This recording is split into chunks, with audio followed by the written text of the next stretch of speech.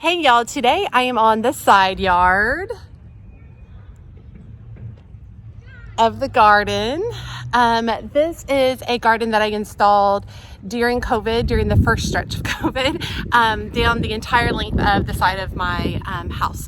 I did that for therapy reasons, but also for being able to plant more flowers. So today, what we're going to be talking about is I'm actually going to be digging up some of my plants, including pansies, violas, that type of thing, and moving them, relocating them to a different area.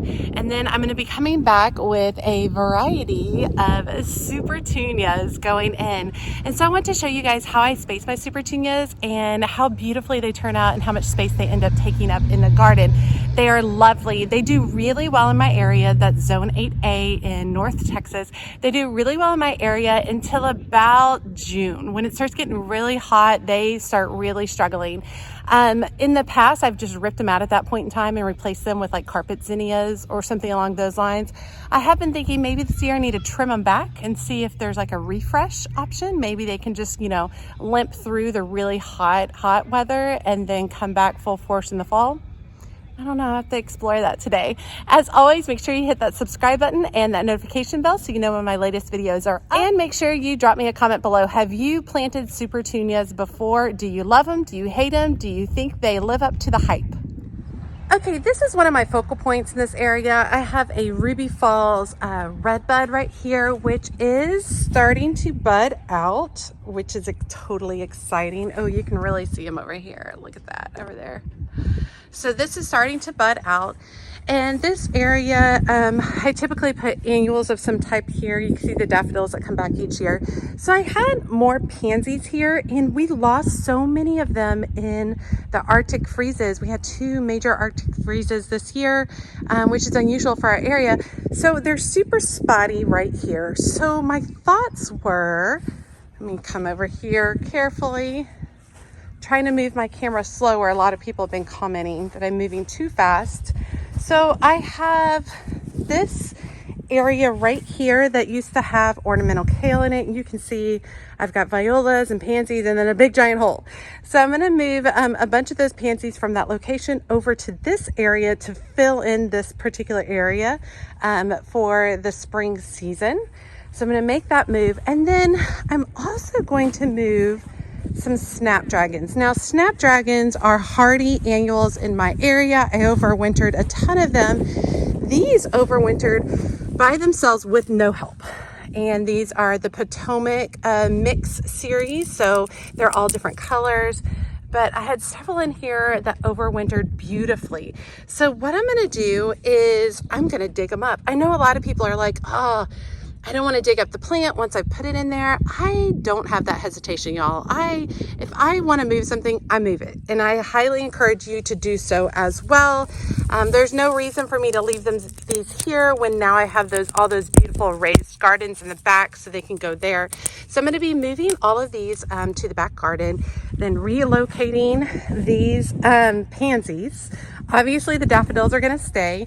And then I'm going to be back planting with some petunias. So I should say not just any petunias, these are Supertunias. So let's go ahead and get this stuff moved, and then I'll talk to you about my spacing for the Supertunias.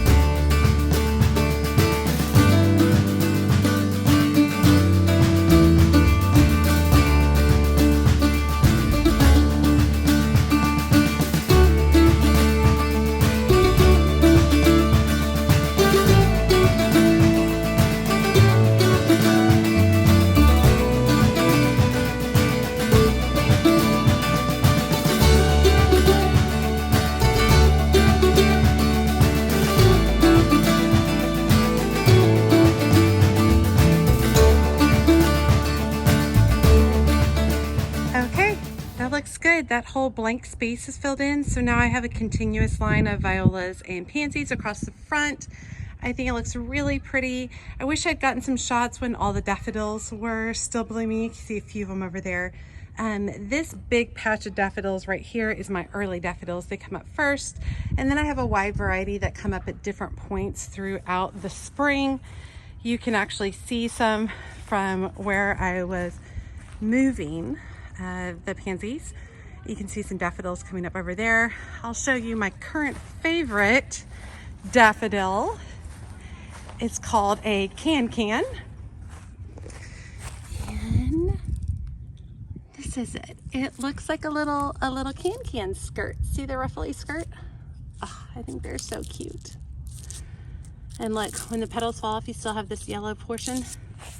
Super pretty. I think they're such fun, happy flowers. Okay, so now I'm going to be digging up these snapdragons, and I'm going to be moving them to the new raised bed in the back.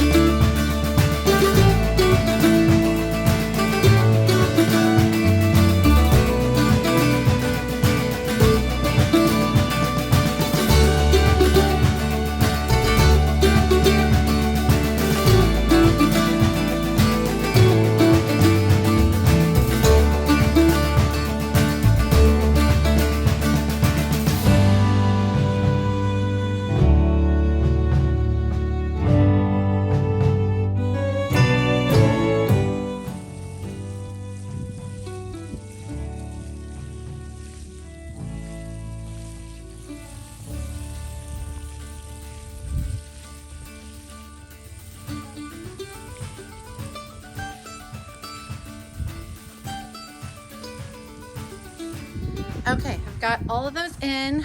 I meant to move them before they started growing. I wanted to move them when they're dormant, but I already have some green sprouts coming up. So we've got them in. I've got plant tone in there with them, watered really well. I will check on them consistently and make sure they do not dry out, but they should do fine.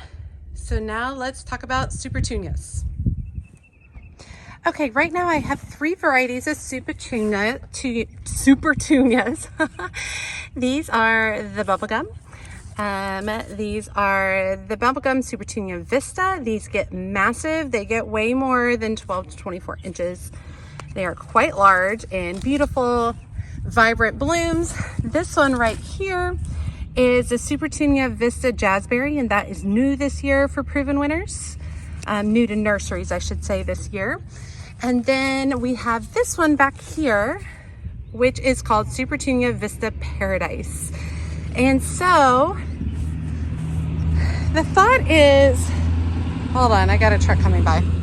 Okay, the thought is to do Supertunias across the front of here and make this like a really vibrant design right there. You can see I have the Ruby Falls Redbud in the middle, and on either side are double bridal wreath spireas that literally in 2 weeks, those will just be curtains of white blooms. So we're gonna run with the Supertunias all the way across the front of the garden bed right here.